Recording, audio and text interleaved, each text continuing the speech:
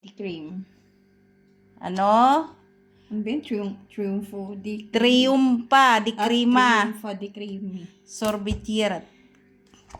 Sorbetiera sa monta. Lami yan. Masarap yan. Oh. 3 flavor. Ibig sabihin ng triumpat. 3. Imo na siya sagol-sagolon aron lami. Imong i-blend siya. Imo na siyang sagol-sagolon pagbutang. Dili kay usara ka flavor.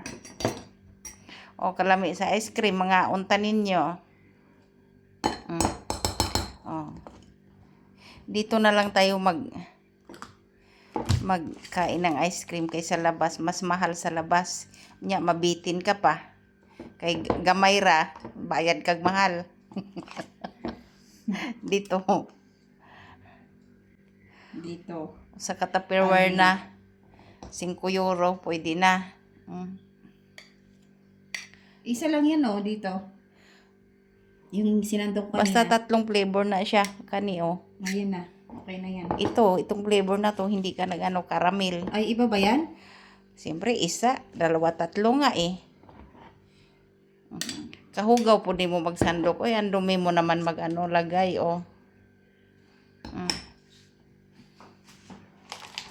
Sandukan natin si senyora. Maya-maya na kumain pa siya.